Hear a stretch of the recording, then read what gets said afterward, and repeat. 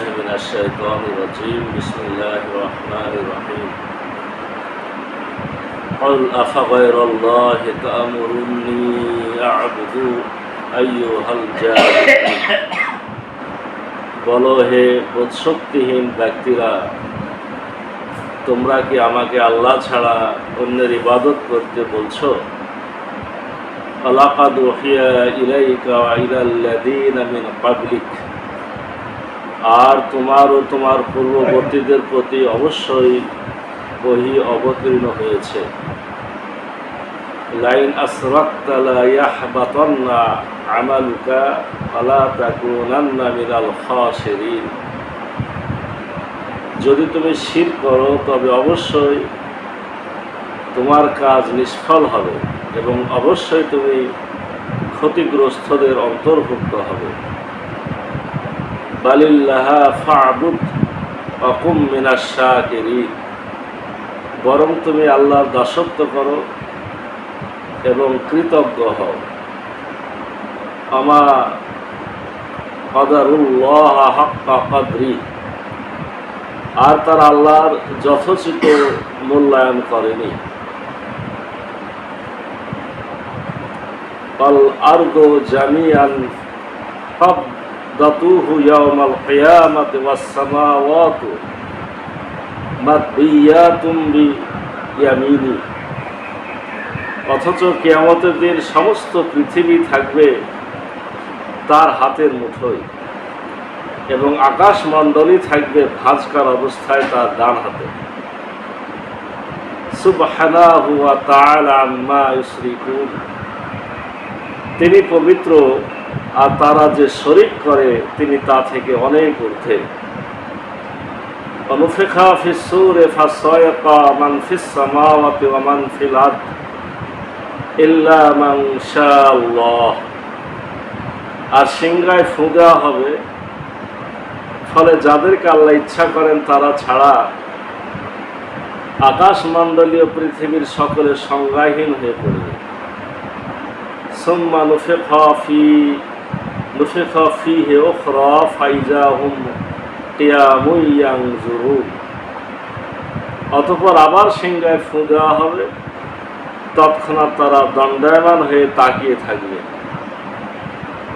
ওয়াসরাকাতিল আরদু বিনূরি রাব্বিহা ওয়া বুদিয়াল কিতাবু ওয়া জিআ বিন নাবিয়্যিনা ওয়াস শুহাদা ওয়া কুদিয়া বাইনাহুম বিল হাক্কি ওয়া হুম লা ইউজলামুন, আর পৃথিবী তার প্রতিপালকের জ্যোতিতে উদ্ভাসিত হবে, আমলনামা পেশ করা হবে এবং নবীগণকে ও সাক্ষীগণকে উপস্থিত করা হবে, আর সকলের প্রতি ন্যায় বিচার করা হবে এবং কারো প্রতি জুলুম করা হবে না।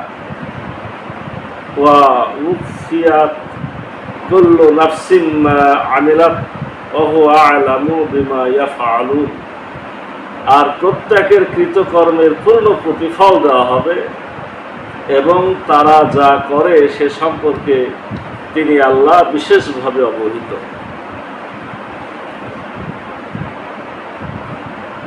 আজকে আমরা সূরা জুমারের 7 নম্বর রুকু অর্থাৎ 64 নম্বর আয়াত থেকে 77 নম্বর আয়াত তেলাওয়াত এবং তার সহজ অর্থ বলার চেষ্টা করেছি। রব্বুল আলামিন এখানে স্পষ্টভাবে আল্লাহ রাসূল সাল্লাল্লাহু আলাইহি সাল্লামকে যারা অস্বীকার করে তারা কি পরিমাণ ক্ষতির মধ্যে পড়বে এই বিষয়টি এবং সেই সাথে কিয়ামতের মাঠের একটা দৃশ্য, খুব গুরুত্বপূর্ণ দৃশ্য এখানে উপস্থাপন করেছে। প্রথমে আল্লাহ বলছেন, হে বোধশক্তিহীন ব্যক্তিরা, মানে আরবি ভাষায় আইয়ুহাল জাহিলুন, হে মূর্খরা, হে জাহিলেরা, তোমরা কি আমাকে আল্লাহ ছাড়া অন্যের ইবাদত করতে বলছো? আল্লাহ রাসূল হযরত মুহাম্মদ সাল্লাল্লাহু আলাইহি সাল্লামের সাথে আপনার কাফের মুশরিকরা অনেকবার আপোষ করতে গেছে। আপোষের বিষয় ছিল যে যে শেষ পর্যন্ত যেটা দাঁড়াইছিল যে তুমি কিছুদিন আমাদের মূর্তিদের ইবাদত করবে আর কিছুদিন আমরা তোমার আল্লাহর ইবাদত করব। আবার কোনো সময়তে সরাসরি বলতো যে তুমি কিভাবে তোমার বাপ দাদার ধর্মকে অস্বীকার করছো, তুমি যাই করো না কেন বাপ দাদার ধর্ম থেকে তুমি যেতে পারবে না, মানে মূর্তিদের সম্মান তোমাকে দেখাইতে হবে। এখানে তার একটা জবাব যে হে রাসূল বলে দেন, হে জাহিলেরা, হে বদশক্তিহীন ব্যক্তিরা, তোমরা কি আমাকে আল্লাহ ছাড়া অন্যের ইবাদত করতে বলছো? আল্লাহ ছাড়া অন্যের ইবাদত আমি করব না। এর সহজ অর্থ এটা। তারপরে আয়াতে এবার আল্লাহ বলছেন, আল্লাহ রসুল সহ আমাদের সকলকে, রসুলকে উদ্দেশ্য করে কোনো কথা বলা মানে আমাদেরকে বলা। আর তোমারও তোমার পূর্ববর্তীদের প্রতি অবশ্যই ওহী অবতীর্ণ হয়েছে, যদি তুমি শিরক করো তবে অবশ্যই তোমার কাজ নিষ্ফল হবে এবং অবশ্যই তুমি ক্ষতিগ্রস্তদের অন্তর্ভুক্ত হবে। আল্লাহ রসুলকে প্রথমে রব্বুল আলামিন বলছেন যে তোমার প্রতি ওহী যেমন নাজিল করেছি, তোমার আগেও যুগে যুগে অনেক নবী রাসূলের উপর ওহী অবতীর্ণ করেছি। আর হে রাসূল, আপনি জেনে রাখেন, আপনি যদি শিরক করেন অবশ্যই আপনার কাজ নিষ্ফল হবে এবং অবশ্যই আপনি ক্ষতিগ্রস্তদের অন্তর্ভুক্ত হবেন। তাহলে শিরক আল্লাহ রসুল তো শিরক করেনি, করবেনও না। এই কথাটা বলছেন যে রসুলকে উদ্দেশ্য করে বলা মানে আমাদেরকে উদ্দেশ্য করে বলা। আমরা যদি শিরক করি তাহলে আমাদের আমলগুলো ধ্বংস হয়ে যাবে। আমি যতই আমল করি না কেন, ভালো ভালো অনেক আমল করলেন, তো শিরক করলেন আপনার আমল নামা শূন্য হয়ে যাবে। যে কোনো কবিরা গুনাহে কিন্তু আমল ধ্বংস করতে পারে। তবে রব্বুল আলামিন এখানে শিরকের ব্যাপারে স্পেশাল বলছেন, তুমি যদি শিরক করো তাহলে তোমার আমল নামা নষ্ট হয়ে যাবে। এই আয়াতের ব্যাখ্যা করতে যে আমি একজন আলোচকের আলোচনা শুনছিলাম, তিনি একেবারে ভরা মজলিস এই কথাই বললেন যে মনে করেন যে আপনি হজ করে এসেছেন, এসে শিরক করেছেন, আপনার হজ বাতিল। মানে আমরা তো বুঝতে পারলি যে কি বাতিল, একটা উদাহরণ দিলেন, আপনার হজ বাতিল, আপনাকে আবার হজ করে আসতে হবে। শিরক করেছেন, তওবা করে এখন আপনাকে আবার হজ করতে হবে, আপনার হজ বাতিল হয়ে গেছে। আসলে ভাষাটা কিন্তু এরকম যে যদি তুমি শিরক করো তবে অবশ্যই তোমার কাজ মানে কি, কাজ মানে আমল, তোমার আমল নিষ্ফল হবে এবং অবশ্যই তুমি ক্ষতিগ্রস্তদের অন্তর্ভুক্ত হবে। শিরকের ব্যাপারে খুবই সাবধান। আল্লাহ সর্বময় ক্ষমতার মালিক, আল্লাহ এক, আল্লাহ অদ্বিতীয়, আল্লাহ খাওয়ায়, আল্লাহ পড়ায়, আল্লাহ আমাদের বাঁচে রেখেছে, আল্লাহ আমাদের জীবন দিয়েছে, আল্লাহ আমাদের সন্ততি দিয়েছে। এই আল্লাহর জাত, আল্লাহর সিফাত, আল্লাহর হুকুম, এগুলা কোনো কিছুর সাথে মানে কারোর কাছে মাথা নত করা যাবে না, রুকু করা যাবে না, প্রার্থনা করা যাবে না। এই সকল বিষয়ে শুধুই মাত্র আল্লাহকে মেনে নিতে হবে। এর বাইরে কিছু করা মানে শিরক করে ফেলা। এটা করলে সব শেষ। এরপর আল্লাহ বলছেন, বরং তুমি আল্লাহর দাসত্ব করো। আর কি করো? অকুম মিনাস শাকিরিন, তুমি শুকর গুজারি হয়ে যাও, তুমি আল্লাহর শুকরিয়া আদায় করো।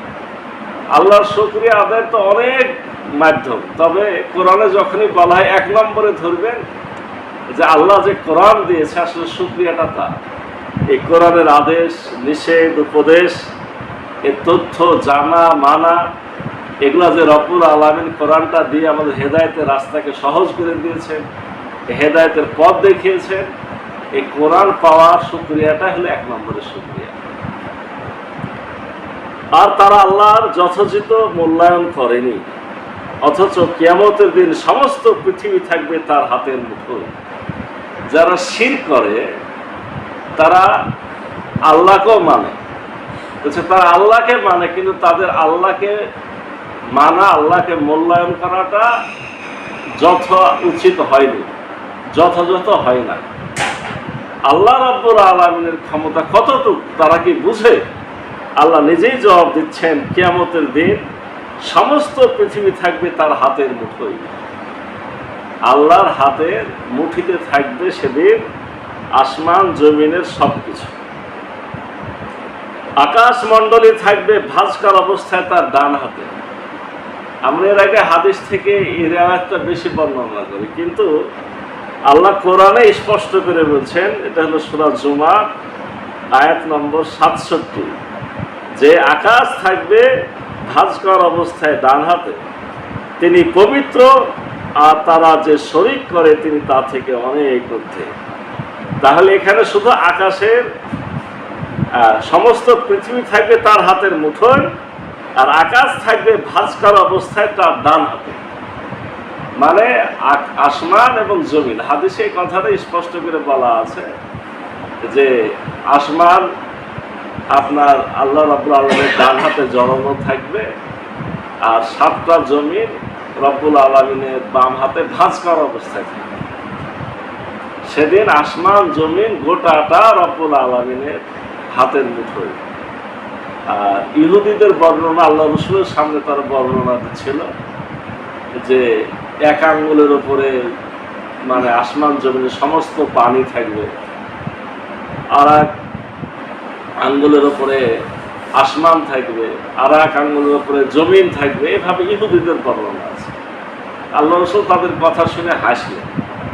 হাসার পিছনে কথা হলো যে রব্বুল আলামিন নিজে কথাটা কোরআনে বলেছে যে আসমান এবং জমিন সব কিছু রব্বুল আলামিনের 2 হাতের মুঠের মধ্যে সেদিন থাকবে। আর সিংহায় ফু দেওয়া হবে, ফলে যাদেরকে আল্লাহ ইচ্ছা করেন তারা ছাড়া আকাশমণ্ডলে পৃথিবীর সবাই সংজ্ঞাহীন হয়ে পড়বে। কোরআনে কিন্তু 2টা ফুয়ের কথা বারবার বলা হয়, আর হাদিসে পাওয়া যায় 3টা ফুয়ের কথা। এই আয়াতে কিন্তু 2টা ফুৎকারের কথা আছে। প্রথম ফুৎকারে বলা হলো যে সকল কিছু সংজ্ঞাহীন হয়ে যাবে। প্রথম ফুৎকারে সকল কিছু অজ্ঞান হবে, একটা অবস্থায় মারা যাবে। প্রথমে সেন্সলেস হবে, এরপরে মারা যাবে। রব্বুল আলামিন এখানে বললেন যে আল্লাহ যাদেরকে ইচ্ছা করবেন তারা ছাড়া। তাফসীরে এসেছে তারা কারা? সবাই মারা যাবে, কিন্তু বেঁচে থাকবে আল্লাহ যাদেরকে ইচ্ছা করবেন তারা ছাড়া। এই তারা ছাড়া বলতে বলা হচ্ছে প্রথমে আসমান বহনকারী ফেরেশতারা বেঁচে থাকবে, আর 4 জন প্রধান ফেরেশতা যাদের নাম আমরা জানি, জিবরাইল আলাইহিস সালাম, ইসরাফিল আলাইহিস সালাম, মালাকুল মউত, আর হলো আপনার কি মিকাইল আলাইহিস সালাম। এই 4 জন ফেরেশতা বড় ফেরেশতা, আর ওদিকে আল্লাহর আরশ বহন করে 8 জন ফেরেশতা। এই 12 জন ফেরেশতা প্রথম ফুৎকারে তারা জ্ঞান হারাবে না, তারা মারাও যাবে না। তবে আপনার তাফসীরের ভাষায় প্রথম ফুৎকার চলবে 40 বছর ধরে। তো 40 বছর ধরে মানুষেরা প্রথমে অজ্ঞান হবে আর শেষে মারা যাবে। এটাই হাদিসে বলা হয়েছে যে প্রথম ফুৎকার হলো ভয়ঙ্কর, আর দ্বিতীয় ফুৎকার হলো মৃত্যু, আর তৃতীয় ফুৎকার হলো মানে আবার তাজা হওয়া। কিন্তু কোরআনের ভাষায় প্রথম ফুৎকারেই অজ্ঞান হবে এবং মারা যাবে। তাহলে রসুলের ভাষাটাকে সহজ করে ভাগ করা হয়েছে। আর কোরআনের ভাষাতে প্রথম ফুৎকারের মধ্যে 2টা অংশ। প্রথম শুরু হবে আপনার পাগলের মতো হবে, জ্ঞান হারাবে, আর শেষখানে এসে মারা যাবে। এই 40 বছর ধরে যে ফুৎকার হবে এতে সকলে মারা যাবে, শুধুমাত্র কয়েকজন ফেরেশতা ছাড়া। এরপরে মাঝখানে আরো 40 বছর গ্যাপ থাকবে, মানে সব কিছু ধ্বংস হয়েছে। এখন এই আল্লাহ ছাড়া আর কয়েকজন ফেরেশতা এবার এই মাঝখানে 40 বছরে এটা টিকে থাকবে। এই সময়তে আল্লাহ তখন তাদের জিজ্ঞেস করবে যে হে জিবরাইল, কে কে বেঁচে আছে? রব্বুল আলামিন আপনি তো সবই জানেন। এই যে আপনার আপনার আরশ বহন করছে এরা আছে, আর আমরা 4 জন আছি। আল্লাহ প্রথমেই বলবেন যে এই আমার আরশ বহন করার দরকার নেই, আমার হুকুমে আমার আরশ টিকে থাকবে। তখন প্রথমে 8 জন ফেরেশতাকে আল্লাহ অর্ডার দেবেন, তারা মারা যাবে। এরপরে আপনার জিবরিল আমিনকে বলবেন, এখন কে কে আছেন? আল্লাহ আপনি তো জানেন যে এখন আমরা 4 জন আছি। তখন আপনার প্রথমে মিকাইল আলাইহিস সালাম, তাকে তার মৃত্যু হবে। এরপরে আপনার এই যে ইসরাফিল আলাইহিস সালাম, তোমার আর দরকার নাই, তোমার দরকার নাই, যখন দরকার হবে তখন আমি দেখবো, তুমিও মারা যাও। সিংহায় যে ফেরেশতা ফুৎকার দেবে, বলছে যে ইসরাফিল আলাইহিস সালাম তখন তার সিংহাটাকে রব্বুল আলামিনের আদর্শের উপরে রেখে দিবেন যে তিনিও মারা যাবেন। এরপরে আপনার মালাকুল মউত, যে এতদের মৃত্যু ঘটাইল, এই ফেরেশতাদের মৃত্যু সেই ঘটাইল, এখন আল্লাহ বলবেন যে তুমি মরো। তখন সে বলবে যে আমি যদি আগে জানতাম যে নিজেকে মৃত্যু ঘটাইতে হবে, এই দায়িত্ব আমি তখনই আল্লাহর কাছে অনুনয় বিনয় করে বলতাম যে আমাকে দিয়ে না। সেদিন নিজের মৃত্যু সে নিজে ঘটাবে। সর্বশেষে জিবরাইল আলাইহিস সালামকে আল্লাহ নির্দেশ দিবেন, সে মারা যাবে। সর্বশেষ অবস্থায় রব্বুল আলামিন কতদিন থাকবে? 40 বছর। এটা হলো বুঝার জন্য, কতদিন এইভাবে একা একা আল্লাহ থাকবেন সেটা কেউ জানে না। তখন রব্বুল আলামিন এই যে আসমান জমিন সব কিছু 2 হাতের মুঠোতে নিয়ে বলবেন যে আজকে দুনিয়ার বাদশারা কোথায়, আজকে অত্যাচারী জালেমেরা কোথায়। মানে আজকে জালেম বলতে তো এমনি দুনিয়া রাজা বাদশাহ যারা অত্যাচার করেছে, ফেরাউন নমরুদ এইসব তো আছেই, সে সাথে মানুষ যারা নিজেদের ওপর নিজেরা জুলুম করে, এই যে বড় বড় শিরক করে, তারাও জালেম। তারা জুলুম করে কিসের ওপরে? নিজের ওপরে জুলুম করে। আল্লাহ সেদিন বলবেন কই জালেমেরা কোথায়। এরপরে রব্বুল আলামিন তখন পুনরায় আবার ইসরাফিল আলাইহিস সালামকে মানে হুকুম করবেন, সে আবার জীবন ফিরে পাবে।